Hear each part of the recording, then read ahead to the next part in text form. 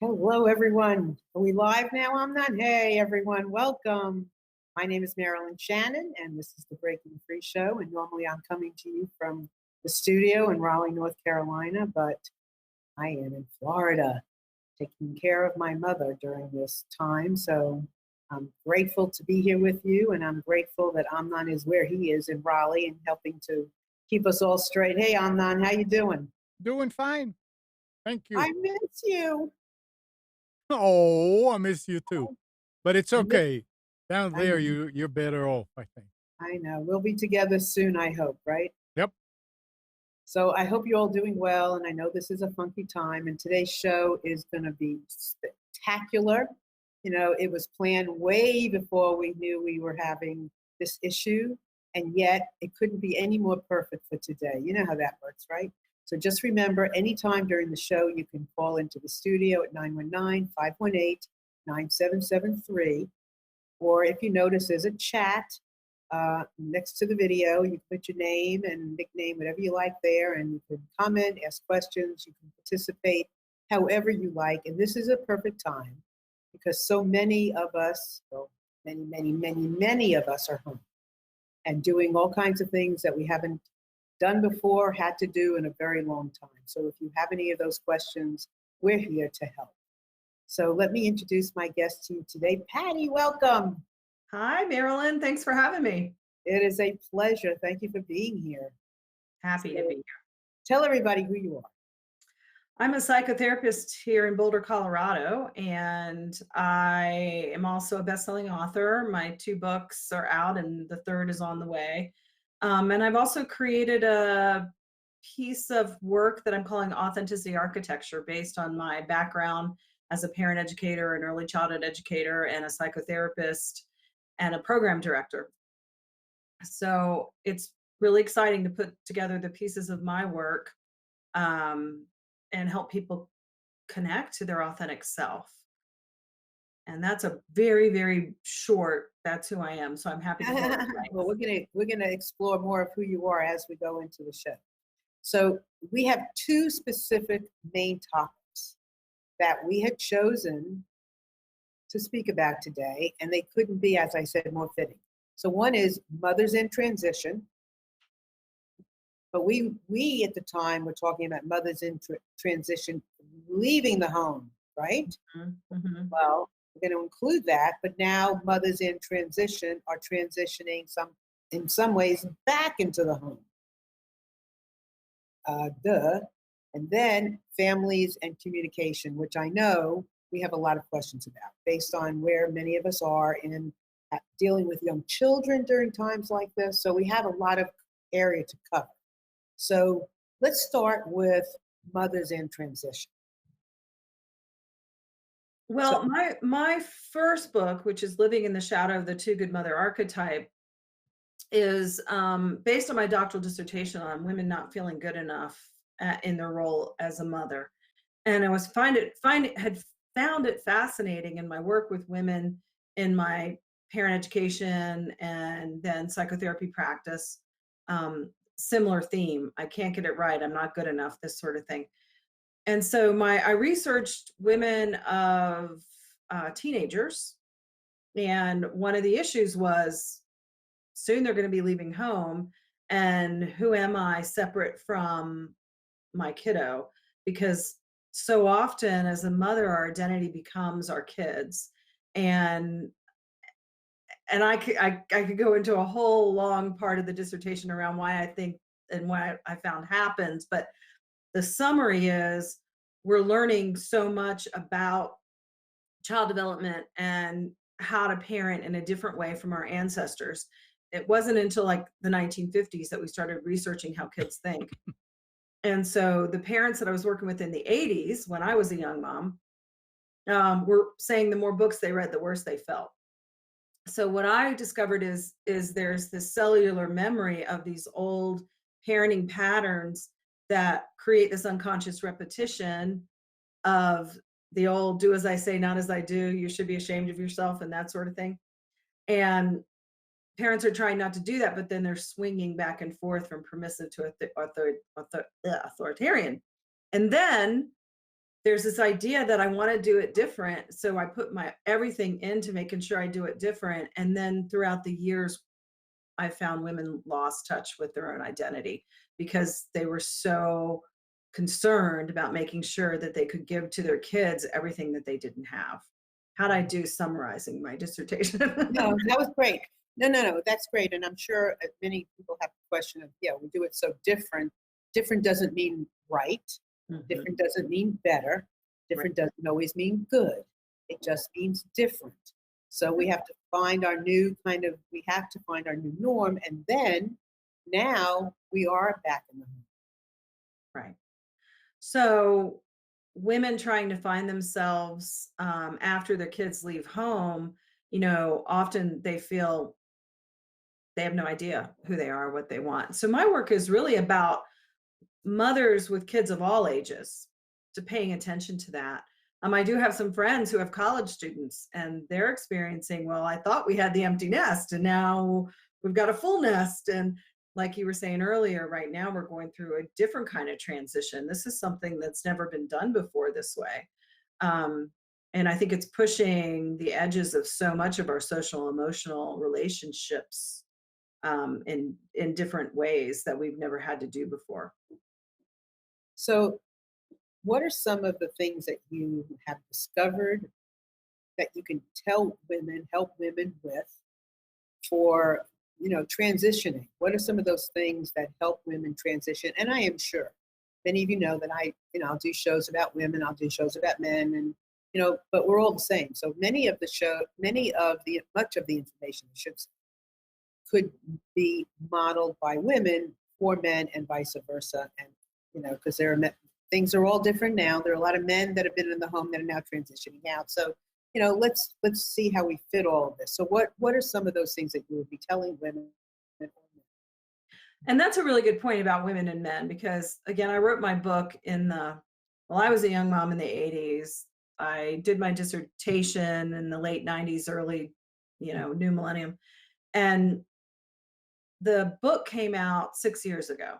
So oftentimes people would say to me, well, what about the men? What about the dads? Why are you leaving them out? And I said, I'm not leaving them out. I think fathers today have a whole other piece of learning that they're doing. And it's super wonderful to see these dads involved in mothering. So if you think of mothering as a verb or fathering as a verb and the traditional roles of what that means, mothering typically is the nurturing, nesting, fathering in the past has been more of the, bringing home the bacon. And of course, things changed dramatically, with the feminist movement and both people working.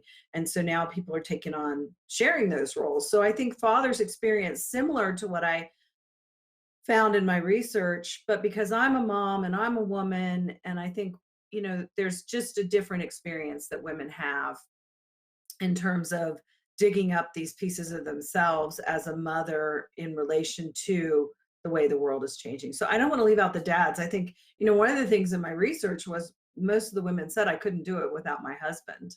And I was a single mom at the time, and I had to rely on other family and friends and support. And, it does take a village. We can't do this on our own. So yay to the dads out there. Yeah. I think it's really important. Yeah, most definitely. So what are you telling women about, how to feel better about going out into the world, or, feeling good about being in? We don't have to just, we can be in. It's okay for a woman, a smart, brilliant, fabulous woman, or smart, brilliant, fabulous man to be in. Well, there were some themes that came up in my research, and one of them is remember the oxygen mask, because several women said that. The flight attendant always says, if you're traveling with small children, be sure to put on your oxygen mask before you help your child. And that a couple of women that I interviewed mentioned that. And I said, everybody says it. A lot of people say it now, but at that time I thought, wow, that's really profound, because we can't help anybody else unless we take care of ourselves. And I think that's number one. And when we overgive to our kiddos and we lose our identity, we also can lose our physical and mental health in some regards. People who are caretakers have higher incidences of depression and anxiety and substance abuse. So we have to get our own fuel. We have and I used to say when I taught parenting classes for a pediatric group years ago, I said the most important thing I can teach you is you have to carve out a niche for yourself at least a few hours a week, at least minimal. And in those few hours a week, and again, that's minimal. Ideally, I think we need at least an hour a day of self-care and self-reflection. Mindfulness meditation is so important for the nervous system, especially now with what we're going through. We have to be able to quiet the nervous system, because when it's always activated, it's really hard for the body to heal and process all the information. So in the time that we take for ourselves, that's the time where we're back to our own self-identity, and we're not so connected to everything our kiddos need. And so if we can, and as our kids grow, we get more and more of that time, right? But as infants and toddlers, there's very little of that. It's a willing sacrifice that we have to do as mothers of infants. And that's okay, but the willing sacrifice shouldn't go on through college. It should. My mentor teacher, Catherine Kersey from Virginia, she was the chairperson of early childhood education at Old Dominion University in Norfolk, Virginia, and she said that our job as parents is to work ourselves out of the job, basically. And so we gradually find more and more time for ourselves as our children are growing. And if we haven't done that, then we do it when they're gone. And now that they're coming back home and we're really enmeshed in family, it's posing a lot of questions for people about, who am I separate from my kiddos? What are my needs? So I go back to your question. So taking care of yourself, recognizing the paradox of parenting. I mean, that was so insightful for me when my kids were little, because my favorite is the 3 and the 4-year-olds. I think they're so cute, right? They say so many cute things, and it's exhausting. And the cuteness sometimes turned into madness, right? You're like, oh my gosh, this is exhausting. Are there going to be, how many why, because questions are you going to ask me today? And the struggles of, keeping them healthy and getting them to their doctor's appointments, and the getting up at night and the vomit, and the parenting isn't all pretty. And the media wants to paint this picture of, it's beautiful that you're a parent, you're a mother, and you have, such a gift, which is true, absolutely true. And at the same time, the paradox, which is two opposites that exist together, is such a reality of parenting. And it helps parents relax a little bit, to go, oh yeah, I don't have to get it all right. I don't have to make it all good. And it's okay to feel bad and to feel tired and resentful and angry, as long as I don't take it out on the kids. That was another book that my mentor wrote, is Don't Take It Out on the Kids. We have to pay attention to our own emotional reactions. I've found, as coaching parents and couples, individuals, whatever, one of the main things that I would often discuss with my clients when they were talking about conflict with their children is having a bedtime. Mm-hmm. As simple as having a designated bedtime for your children, so that you have a night. Because if a parent doesn't have a night, they don't have a next day. Right. You have that break. And it is really okay for a child to cry for a little while and go into bed, if that's what it takes. Because, like you said, you have to put the mask on. If you can't do that, you can't breathe. So it's very important to recognize those small little opportunities for parents to do, and to recognize, as you said, I want to emphasize, it is messy. It is exhausting to be asked questions over and over, and be on your toes over and over, to watch a child. You have to completely be absorbed, and it is exhausting. So to be able to reach out for help is very important. And especially now, when families are contained in the home and the weather is bad and you can't go outside and it's just you and the kids, and I was talking to my daughter about that yesterday. She has a 7-year-old and a 3-year-old in Virginia. And she said her daughter, who's so precious, of course, my grandbaby, she gets up in the morning and at 7 o'clock and goes to the computer and does all of her online homework assignments before my daughter's even had her coffee. So so what are you telling parents, and what can we share with people today? Yeah, and that's what I ask her because she's a school psychologist, and her and I also have Moms in Real Life, which is parent education program that we do together. And I said, "What are you saying?" And she said, "Well, I'm just telling them, that there's a virus like a cold. When we get a cold that's really bad and we don't want to catch it, so we're going to have to stay home for a while and do everything together so that we don't catch the virus or give it to somebody else." Very simple. I think we have to keep it simple, but we have to say something because a lot of times in the past, people would try and protect their kids and lie to them. I don't know, make up stories about why, uh, things are happening. So I think what my daughter said was perfect in terms of, clean, simple, age appropriate language. And if they have questions, you answer the questions again in that clear, developmentally appropriate language. The 3-year-old doesn't understand.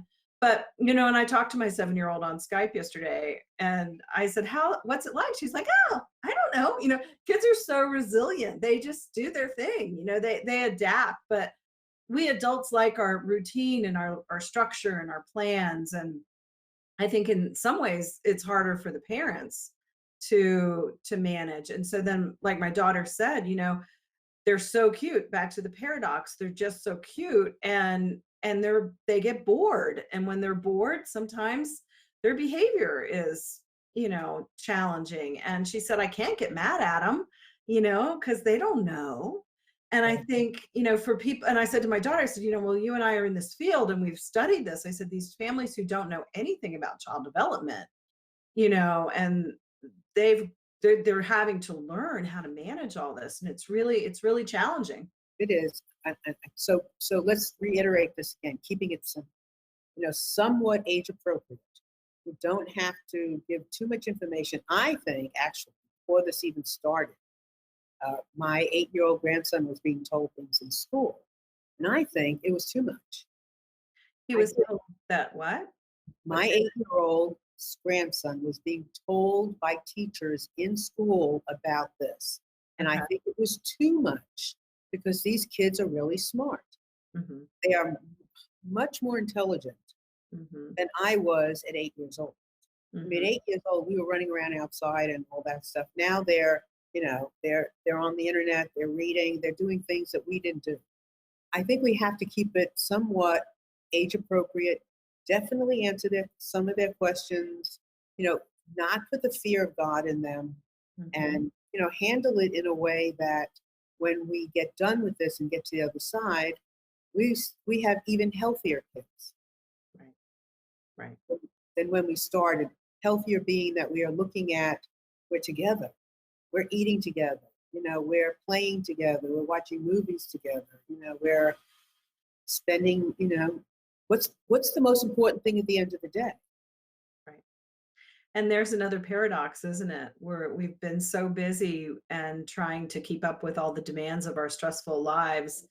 And now we have this time to be and slow down a little bit, which is really good for our nervous systems. It can, in a sense, reboot and restructure, everything if we allow ourselves to not be in the worry and the stress, and particularly don't take it out on the kids. I mean, I think that's the thing, paying attention to our social emotional self. And all kinds of feelings are going to come up. We're all in a collective grief right now, in a sense. Everything that we've known in our lives is ending. And whenever we're in grief, we go through denial, bargaining, anger, depression. We're going to be moving in and out of all kinds of feelings. Old trauma is going to be triggered. And so to have safe people to talk to, like you and myself, and people who do this work to help contain and manage and understand, because a lot of this is nonverbal. We don't even know what we're experiencing because we've never lived this way before. I just said, I was just talking to a colleague, a psychologist, and she has her PhD, and I was just talking, and I said, and I'm pretty level-headed, and I'm emotional, but I would say I'm wonderfully balanced and all those great things. However, my body doesn't even know what what I'm experiencing on some level. My psyche cannot grasp where we are and what we're headed to.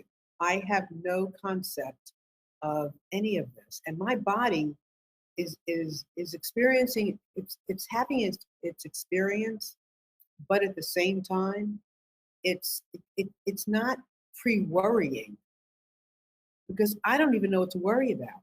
Mhm.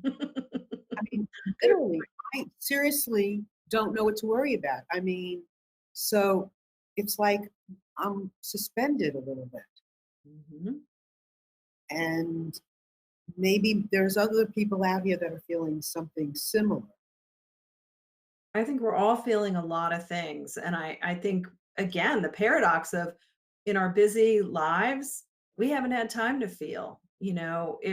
It's all brand new. I say it's hot off the press, our social emotional selves, because 100 plus years ago, lifespans were much shorter, and we didn't have time to look at our social emotional self. And then our lifespans got longer, our lifestyles got a little bit more comfortable with electricity and modern conveniences, and we're living longer, and so Yeah. now we have to stop for a minute and look at what are we feeling, and we haven't really given ourselves permission to enter into that space because we've stayed so busy. So this is I'm so glad you opened up the door to that. So first of all, I want to welcome anybody who wants to call us. You want to talk to Patty, or you want to talk to me, or you just want to talk to the universe. Everybody's listening today. Call in 919-518-9773. This is a perfect opportunity, a safe, perfectly safe space to let it all hang out. Feelings. You know, I have feelings. There's no question. I mean, you know, part of my work is understanding feelings, listening for them, understanding them, honoring them. But of course, I'm a human being too. So all these feelings that people are having, and you know, what do we do with it? Hmm. I mean, some of them are new, like I'm saying. I mean, I'm a feeling person, and the other day, my I was telling Patty when we were getting started, my daughters live within a mile of each other. And I'm in Florida, they're in Raleigh, and I'm usually like a mile from them. And they bumped into each other at a grocery store. They didn't plan it. They used to seeing each other a lot.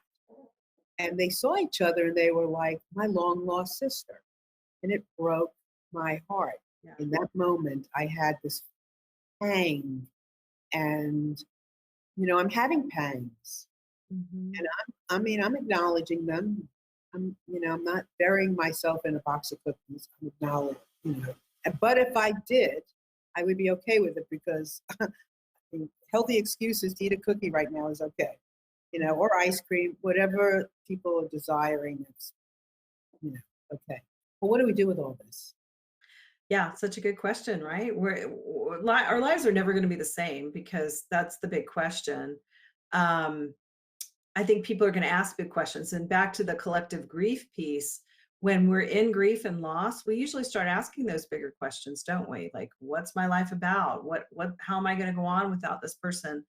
And I think it's giving us space to be aware that the questions are even emerging. And what do we do with it? I think we have to start with mindfulness. We have to start with telling the body we're safe right now in this moment, because, as you know, trauma doesn't have time. The body memory doesn't have time. It doesn't quantify anything. It just either knows I'm safe or I'm not safe. And our old reptilian brain, that was wired to run from the saber-toothed tiger, is still active and alive, and gets completely activated when we're in fear and the unknown. So So, let me just interrupt 1 second, just for everybody. This is very, very important, because first of all, we don't even know what we're half the time right now, what we're grieving. If you have a loss of a person, or a loss of a dog, or loss of a job, that's one thing. But right now, sometimes it is the most profound thing that we haven't even realized we've lost yet. That's number one. And number two, remember, son, what Patti is saying, emotion travels faster than thought. So before you have an opportunity to even know something, it's already moving. That feeling is already going, festering. It's already taking over on some level that you can't reason with it. So accept that you learn from this experience. In this moment, I learned about this experience to help me in the next experience. So we want to have these, but things are going to happen that you just are not going to be able to control. Exactly. And you're right. So grief, it's collective grief. I was just writing an article about this last night. We're grieving so many things. We're grieving what we're used to, what's familiar. Some of us are grieving our jobs. We're grieving not being able to hug our children. We're grieving um, on and on and on and on and on. And we haven't historically, back to the old parenting models of do as I say, not as I do, stop crying before I give you something to cry about. We haven't historically done grief well. And so I think a lot of that's in our body memory and in studies are showing we're carrying 14 generations of our ancestral DNA. So if we're carrying the trauma of having our grief unexpressed, that's going to be coming up. So we have to be really kind to ourselves. And that's why the mindfulness awareness is really good, to tell the body to get back into the present moment right now. And like you said, I don't even know what to worry about. I don't even know what to do with, there's so many moving parts. So we have to tell the body, guess what? Right now I'm safe. Because what happens when the reptilian brain takes over and tries to go into a fight, flight, or flee response, the frontal lobe goes offline. And the frontal lobe is the area of the brain that's more logical and able to reason and make plans and structure. So when we go into a mindfulness meditation, and I'm sending them out every day to people on my mailing list every morning, it's helping me too. I get up in the morning and I put my headphones on and I record a 5 to 10 minute mindfulness meditation, and I'm sending it out to my mailing list. And I think that's where we start, because we know that mindfulness actually does calm the nervous system and helps us kind of come back into the body, because the truth is we're safe for the most part. The majority of us, gosh knows, I hate to say it, there are people who don't have homes and food and, safe shelter right now, basic needs, but most of us do. And we have to remember that, and be really present in the moment. And I like to think of the fabulous five.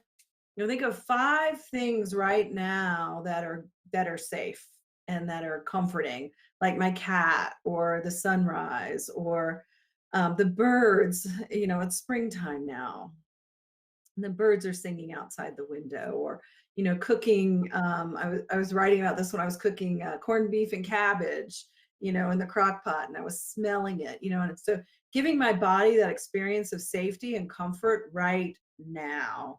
And then it tames that reptilian brain a little bit. Yeah, everything you're saying is perfect. I want to just remind everyone to please feel free to call in at 919-518-9773. Join us for this conversation. It's an open conversation. Everybody's welcome to come in. No question is silly, stupid, no comment. Every comment belongs, every question belongs, because everybody, is craving this information. Join us in the chat as well. So yes, and here is an issue. So a lot of people, not everybody, but a lot of people have not had to handle grief very much. Some people are taking medication, pain pills, to handle some of that. Maybe this time they're being called to handle it through making corned beef and cabbage. I mean, that is how we have to kind of look at these things in this new norm, and this part will end. What we will be left with, we are strong, and our children are going to be strong. And I'm so in awe of how people pull together. It is a beautiful thing to hear about all the little things that are helping to knit communities together. Where people are delivering food or doing things. Now I'm sitting in a beautiful apartment in Florida. The sun is out. I'm so grateful. And I know there are people who don't have what I have. But I think no matter where you are, there is something to find that you can be grateful for. And in doing mindfulness, you will experience it, you will find it, and you will see it. And that's what you hold on to. You got to hold on to these things. So tell everybody, first of all, how they would sign up for your newsletter too, while we're at that point, just so they know. My website is pattiashley.com, and that's Patti with an I, Pattiashley. And you can sign up on my website. There's a little pop-up box that comes up when you're on it, which is really timely because a friend of mine put that in there with one of my handouts I chose that happened to be 6 ways to manage anger. Because I think there's going to be a lot of anger. Talk about grief. It's part of grief. It's normal. There's a lot of anger because anger comes up when we feel out of control. So you get the free handouts on anger and problem solving when you sign up for the website. So you actually get an extra bonus when you sign up for the mailing list. And I'm sending them out, like I said, every morning. I'm also putting together what you were saying about people coming together. A friend of mine does dream work here in town. And I think our dreams are really helpful in terms of giving us information about what's actually going on inside. And her and I have teamed up, and we're going to be doing some programs called Look for the Helpers. And we're going to be interviewing people that we know that are doing helping work. We just did a big Zoom group of 12 of our friends on Saturday, and everybody just talking about their experiences and coming together, because Mr. Rogers was quoted saying that that's what his mother used to tell him in times of stress and devastation, that, to look for the helpers. And I do think I'm an optimist. I'm hoping that the majority of people are going to come together because, of course, there are going to be people who are so in their fear that, we've got the flip side of that. But my optimism says, let's all come together, because we're going to have to restructure, and everything in our lives is going to be different after being out of our normal routines for a couple months, hopefully only a couple months, hopefully not that long, but that's, what I'm hearing. Right. Things are going to change, and kids are very resilient. That's the thing. We have to remember. Right. And you're kind of like the perfect person to have on my show now, because these are the kinds of perfect things that we have to talk about, or that I want to talk about. So yes, our kids are resilient. Things are going to change. And we can't control what we can't control. Nobody sitting here or sitting out there, I'm telling you, there's nothing you can do to control any of this. Nothing. So you just have to kind of do our best. What can you control? You might control what you have for lunch. Yeah. Maybe you can control what you have for dinner. But, we just have to kind of give it up and trust. And the AA Serenity Prayer is perfect for that. God grant me the serenity to accept the things I can't change, the courage to change the things I can, and the wisdom to know the difference. Absolutely. It's a perfect prayer. Right. And I think it's really a good time to, I'm noticing phenomenal things out here to do. Phenomenal. Yeah. That I would not have done before. I'm busier now, I swear, than I was before, and I'm always busy. Yeah. I mean, I'm busy, right? Yeah. So the other day, my mother and I sat, and there's a really great app called Google. It's Google Arts and Culture, I think. And you download it, and you can take virtual tours of museums. Nice. And it was, and I could see some pictures, some paintings, 3D. And I found myself all of a sudden, I'm in a cave. I mean, it was wonderful. There are things that we can do. I was talking to a client who's going to take some classes online and, work on getting a certification. We don't feel good when some of us don't feel good when we don't feel like we're moving forward and accomplishing and doing things. But you can. Mm-hmm. You can take that certification that maybe you wouldn't have time for before. Maybe you barter. There's phenomenal ideas for bartering. You know, if you are in business and you want to barter, your time for somebody else's marketing time, be asked the questions. Just do your best. People are really giving right Yeah. Yeah. now. Mhm. So and that reminds me, another piece I'm working on. Hopefully, I'm going to get it up and running this week. Is a 5-week course called "From Fear to Love to Grace," and I interviewed 18 authors for my book launch. My second book was a memoir of grief, so we've gone from mothering to grief, and it all is relevant. My third book is on shame and the authentic self. That's coming out hopefully in the next month or two. We'll see how the publishing company operates under this time, but so I did this summit called From Fear to Love to Grace, which is the subtitle of my memoir on grief, losing my dad when I was a kid and losing my partner of 2 years, my midlife partner, suddenly the same way I'd lost my dad. So, subtitle From Fear to Love to Grace, which was a program he was working on. I interviewed some authors, best-selling authors, and asked them, what is grace? How do we move from fear?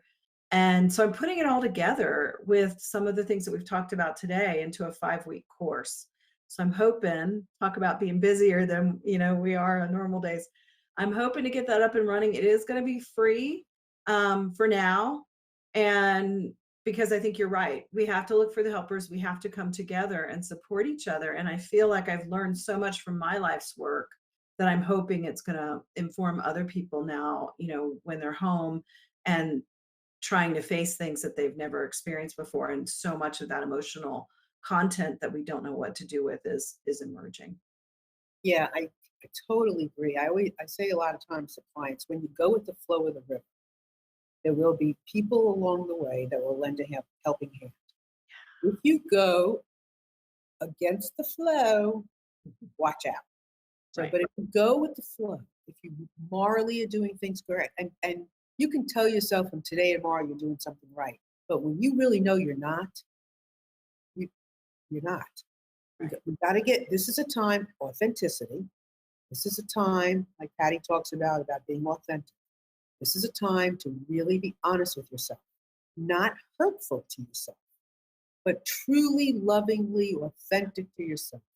And if you're sitting around watching TV all day, and in 30 years it's the first time you've ever watched TV all day, then have at it.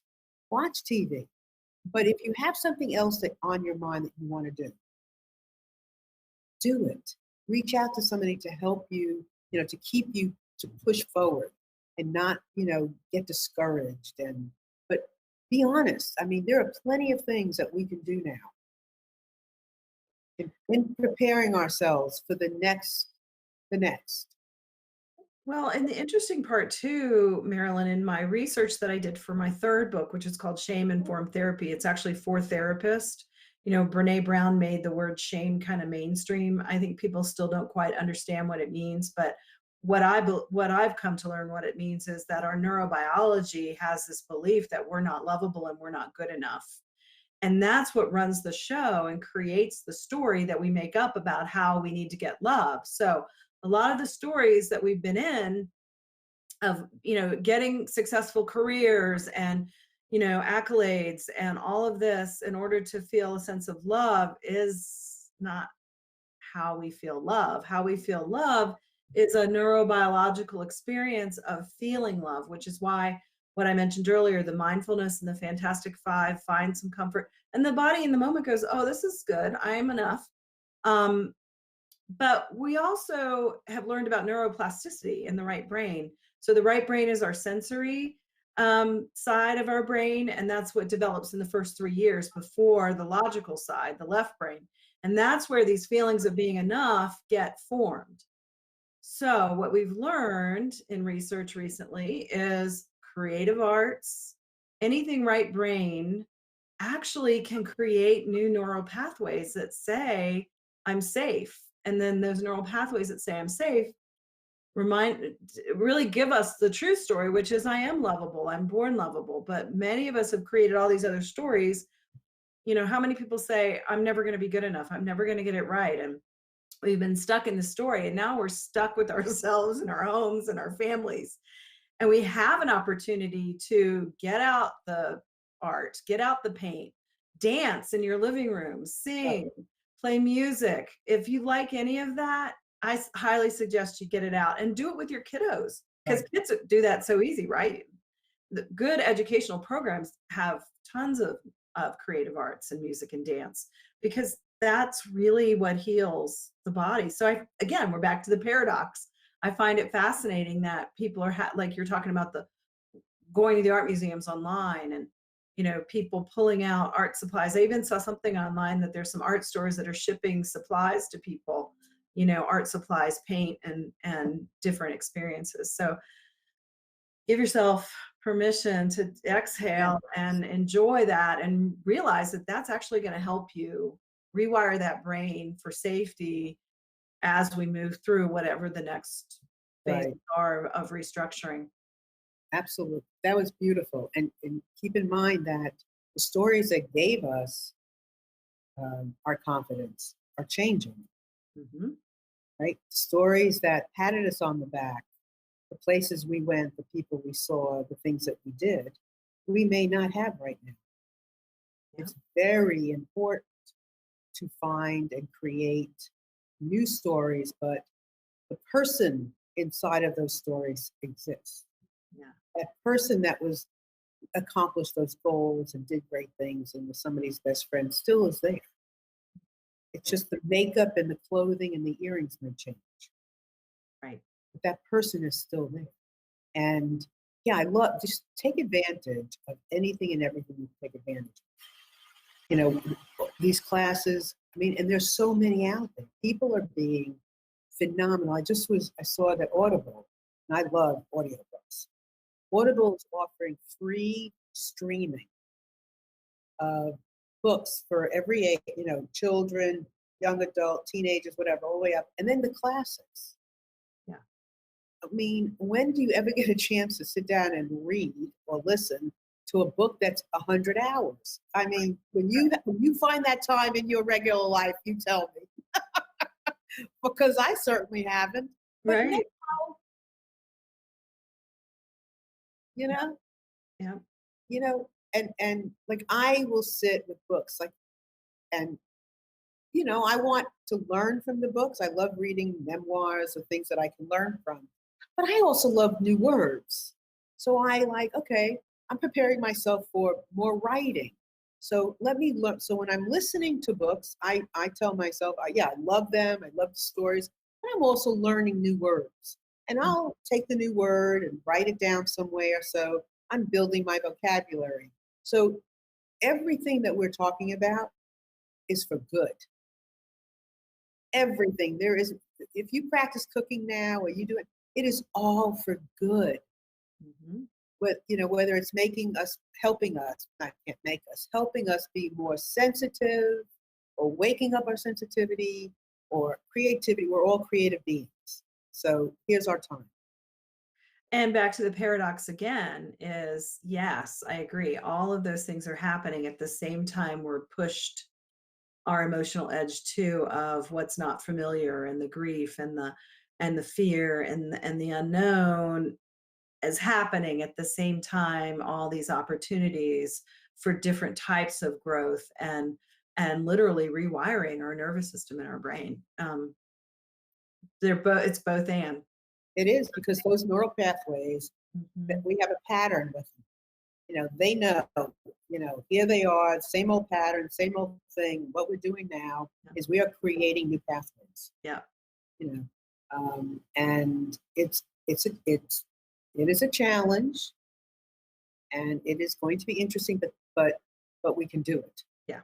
Is We will. there is yeah, We will get through this, and I think that's important to know, that we're all going to figure this out, but we're all going to have to do something we've never done before as we put things back together, which, like you said, is a good thing. And like I said, is also a paradox, because it's never been done before, and it can push our edges of fear and anxiety.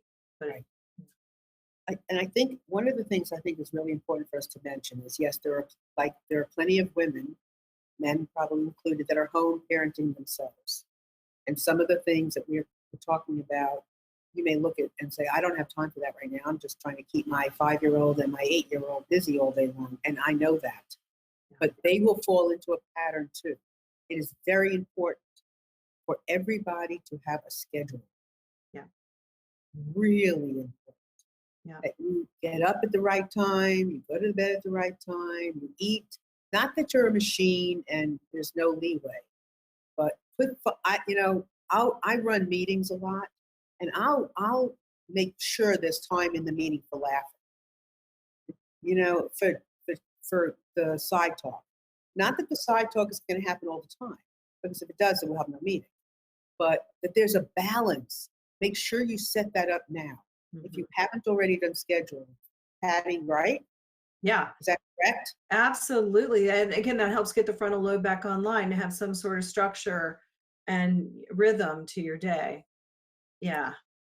And structure it so that it's not so difficult. Right. That you have fun time, work time, play time, eating time, chilling out time, hugging time, whatever the time is. If you can go out, son, go out. Make sure you do that. Yeah. That will be a lifesaver. That everybody gets calibrated on that schedule, and everybody understands the ground rules, Right. so that everybody can coexist. Because otherwise, it'll be just chaotic. Yeah, I think that's really important. I'm happy that we get to do this and I got to get up and put makeup on, because typically if I stay home, I stay in my sweatpants. I was happy for the opportunity to get up and have a feeling of a normal day. So thank you.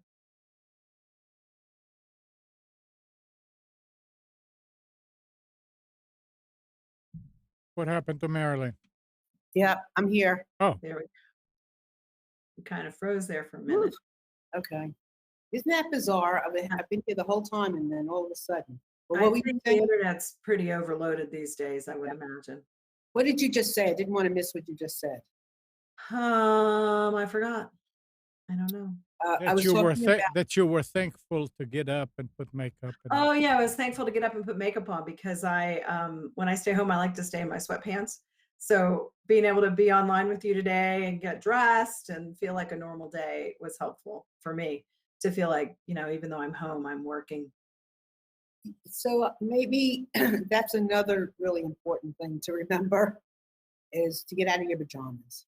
Right. I mean, it's very, you don't know what I'm wearing under, from the down here.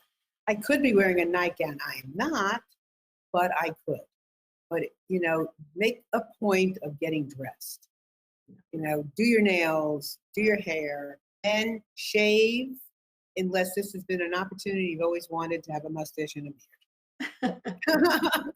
But if not, shave. Take care of those things, and just keep yourselves going. So do you have my books handy? yeah. Okay. So just for them, that went really pretty how that happened. So here are my books. In just one afternoon, listening to the hearts of men, then twins, millennials, and very, very soon we'll be publishing people impacted by opioid addiction. And then soon thereafter, we'll be in just one afternoon listening to the hearts of Black fathers, and they are available on Amazon as we speak. So, and I also, if I can be of service to anyone during this time, I don't usually do too much self-promotion in these shows. I don't like it. I mean, not that I don't want to but I don't like to do that. I like to give a lot of space and time for my guests and for the interviews and for the information. But now I feel like it's important that I offer what I can, because I am good at what I do, but I don't usually share it. But I am, I do coach. I can coach from, Zoom, Skype, FaceTime, phone, whatever it looks like. So please get in touch with me, and I will do my best to help you as best as I can and offer, really don't worry about the price. Let's just not worry about anything. Just, we'll connect and we'll talk and we'll see what we can do. And I can also help you with groups, families, couples. I have a Superior Court background with mediation and, special ed. So I do have a lot of things in my toolbox, and I am happy to be of service, you know, during now and for however long that looks like. So please reach out. You can write me at Marilyn@MarilynShannon.com. Patty, give some self-promotion. My website's the best way to find out what's going on, pattyashley.com, Patty with an I.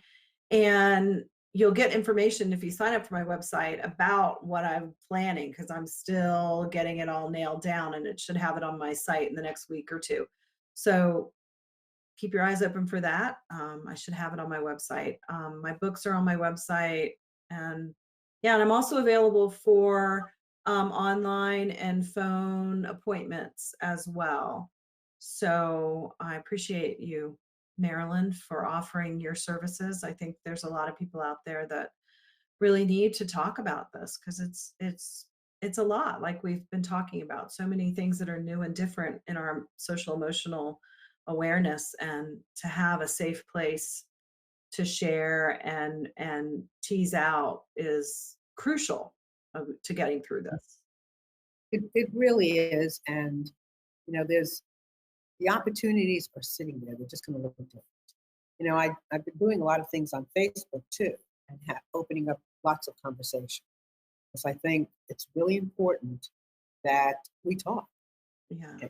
I've always thought that, Patty. I've always been somebody who wanted to help facilitate, small conversations as well as huge conversations. I want the world to connect, from all over the world. I want the world to come together and listen to each other. We may not agree. We may not even like 3/4 of what you say, but at least let me understand where you're coming from, even if I don't like it. Yeah. And that is a big issue, I feel. And now, how cool is it that we can even find? I mean, people are in all over the place. Mm-hmm. These people reached out to me from Uganda. This wonderful man and this lovely woman who want to do some work in Uganda. And this morning I had a listening class with them. And they would like to bring more people in, because my thing is, one of my things is listening, and I work with groups and individuals and teams about listening and communication. Mm-hmm. And they can't do it because they have to have social distancing too. Mm-hmm. It's all over the place, and it's everywhere. We're all doing it. All actors and actresses are doing some crazy great things online. Mm-hmm. Neil Diamond was playing a song yesterday. From his living room. Right. These things let's take advantage of our humanness. Mm-hmm. Mm-hmm. Now is a perfect time for all of us to come together and take advantage of, appreciate our humanness. What were you going to say? No, absolutely. My dance instructor was doing a dance class yesterday, streaming live on YouTube. I was so grateful for that. And James Taylor opened up his living room and was just talking to people. And, my musician friends are playing songs, and the Indigo Girls did a live concert in their kitchen. And yeah, and like you were talking about the museum, and, as paradox again, as frustrating as it can be sometimes to just have this sort of connection, which isn't, we can't hug and have meals together, we do get to have this connection. So Yeah. it's wonderful, and it's wonderful to see people opening up all of their talents and gifts to the world. And yeah, I'm just hoping we're going to come together in so much compassion and heart. I love your books about heart, because my work is all about connecting to people through the heart. Yeah. And one thing I kind of glossed over, but I think it's important. I'm looking at the time. It's important to mention about the dreams again. Mm. Really pay attention to your dreams. Pay attention to your waking times.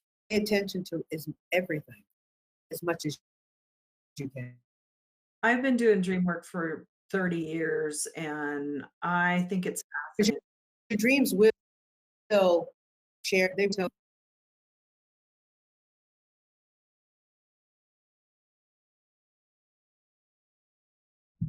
What happened? I don't know, but I'm here again. So, are we working on? Yeah, My dream teacher, Patty, you here? everything can you is hear me? fine. Go ahead. So Jeremy Taylor, who was a very well-known dream worker, he passed away unfortunately 2 years ago. He says that all dreams come in the service of health and wholeness, and no dream comes to tell us only what we already know. So I've been working Right. dreams with dreamers all over for 30 years and writing my dreams down in the morning and finding them incredibly helpful because they're little messages from inside of us that are trying to get our attention. And they don't come clearly like our logical brain would like, where we say, oh, well, I need to do ABC or 1, 2, 3, my steps in what I need to do in my life. It's more, they're like a puzzle or a riddle, and they're Right. metaphorical and they're archetypal, and they connect us in certain ways. So I love my dream group, my dream friends, and my dream work. And thank you for bringing that back up. And I actually do dream work with people who work with me if they're interested in that. Yeah, I think that's really important. And the thing I want to tag along to what you said is don't criticize what's coming up. Just let it come. Mhm. Like Patty just said, write it down and, just write it down and then you'll see some patterns and some truth and, maybe connecting with somebody like Patty and deciphering what you're seeing and what you're recognizing. Just don't criticize it because at the time of the criticism, you don't know enough. And it's important too that most of the time, and I could almost say all of the time, they're not literal. Mhm. So we're in a waking nightmare right now, an apocalyptic nightmare. And when we nightmares get our attention because they're scary in the dream state, and when we wake up and we look at what's happening in the dream, we don't want to be afraid that what happened in the dream is going to be happening in waking life. We're already Right. in a waking nightmare. That's enough. So we need to go into the dream as metaphor and symbol. And death in dreams, and I'm going to say this, and I know it's hard for some people to hear, but death in dreams is the biggest symbol of psychospiritual transformation, because when something dies, something new has to be born. So we don't want to take death literal in our dreams. We want to recognize it's a symbol of transformation. It's a symbol of something new that's going to emerge, which is what we're going through right now. We're letting go of everything that we know to be Right. true, and something else will emerge, like the butterfly out of the cocoon. We just don't know what it is yet. Absolutely. That was wonderful. I loved how you said that. So take it all, take it in. Take everything that we said in. Some things will fit for you, some things may not. Some things may fit today, fit tomorrow. Be flexible, out, reach out to people like myself, like Patty, like, we want to help, we want to be here. And when I talk to clients, I learn. So just keep that in mind. This is a two-way street and do your very, very best. And once again, my email is Marilyn, Marilyn, at MarilynShannon.com. Please reach out to me if I can be of any service in coaching or teamwork. I mean, your teams are working differently today. You don't want to lose them. We just want to find new ways of staying connected and being creative with all that we have and all that we can do. So any final word, Patty, of wisdom, of, a parting word? Just look for the helpers. Thank you, Marilyn, for this opportunity to share my work with your listeners. And again, it's pattiashley.com, PATTIASHLEY. And yeah, I wish everyone blessings through all of this. And we will get through. We're made for these times. There will be a light at the end of the tunnel. So hang in there. Yes, yes, there is. We were made for these You times. were. And yes, we will get through it. I love that. And looking for the helpers, look for the person that is more than happy to, to feel good about the exchange of being your helper, and you feel good about being their helper. That's a really important thing right now. So with that, we will see you next week.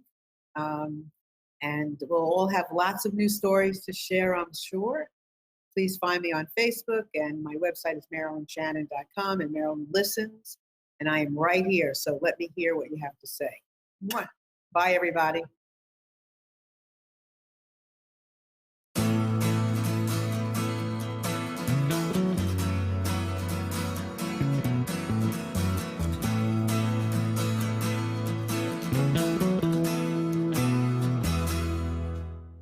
You are tuned to the Nissan Communications Network. If you tuned in too late, you can always watch each program in its entirety or download an MP3 audio file of it in the archives section at nissancommunications.com. Don't forget to subscribe to our YouTube channel, follow us on Twitter, and like us on Facebook. Sponsored by Telestream's Wirecast software, StreamingGear.com, Carolina Apparel, and DeltaForce.net.